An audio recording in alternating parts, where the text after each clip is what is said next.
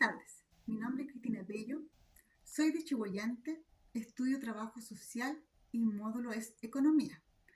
Con respecto al primer ítem, la coyuntura económica se define como el conjunto de fenómenos económicos interdependientes que caracterizan un momento dado en la situación global de una economía. Es decir, la coyuntura económica es la situación económica en una economía determinada y en un momento determinado. Esta situación depende de los agentes socioeconómicos que operan en el mercado y mueven la economía, así como las variables económicas que afectan la economía, como ejemplo, la oferta, la demanda, tipo de interés, entre otros. Un ejemplo de coyuntura económica es la temporada alta de cosechas de frutas. Genera una alta empleabilidad, lo que genera buenos índices de empleo.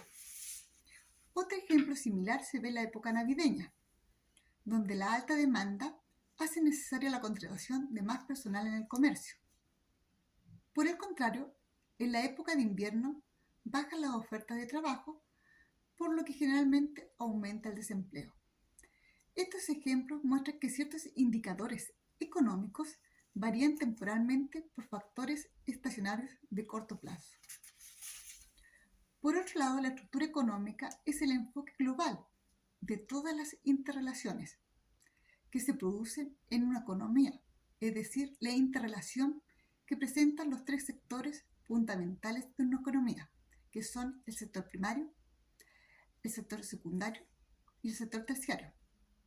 Cabe destacar que este análisis global representa una situación económica a largo plazo y no puede ser modificada a corto plazo. Un ejemplo de una estructura económica es la política económica de Chile, de ser un país exportador de materias primas, fundamentalmente lo referido a la extracción y exportación de cobre. Esta visión estructural de la política económica del país es a largo plazo. Con respecto al segundo ítem, los problemas económicos que se enfrentaron en la pandemia, según este artículo, son la pérdida del valor de las principales monedas, índices históricos de inflación, informalidad y una mayor deuda pública para las economías emergentes. Además, el Producto Interno Bruto se contrajo en un 3,1%, provocado porque la pandemia obligó a bloquear casi todas las actividades económicas. Pero en realidad, otro efecto de la pandemia fue el impacto en el mercado laboral.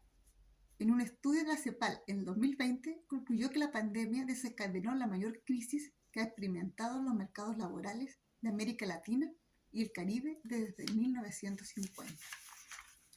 A nivel mundial, el número de ocupados cayó al 9%.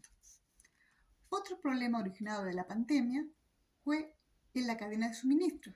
Según las organizaciones de las Naciones Unidas, la mayoría de los sectores e industrias se vieron afectados por atascos globales debido a que los principales puertos del mundo sufrieron atascos por la alta demanda global mundial acumulada tras meses de encierro. Además, se produjo un aumento de costos de contenedores, lo originaría un aumento de los precios de las importaciones hasta un 11%. Con respecto al tercer ítem, los problemas económicos básicos de toda sociedad humana son qué y cuánto producir, y el cómo producir y el para quién producir. Con respecto a qué y cuánto producir, se debe identificar cuáles serán los bienes y servicios que va a producir la economía, así como la cantidad de estos. El cómo producir se refiere a la combinación de recursos y técnicas que se van a usar en la producción, buscando la eficiencia en la utilización eficiente de los recursos.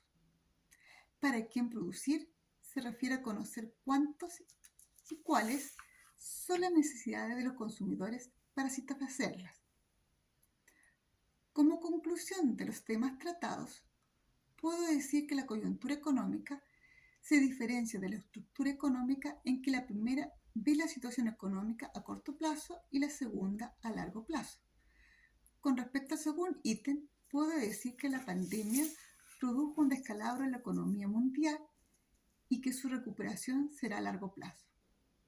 Finalmente, con respecto a la última pregunta, sobre el problema económico, que toda sociedad puede concluir que este problema se basa fundamentalmente en la escasez de recursos y en las múltiples necesidades que la sociedad posee. Por esto es fundamental la economía en toda sociedad humana para garantizar el uso eficiente de recursos escasos para la satisfacción de las necesidades básicas de las personas.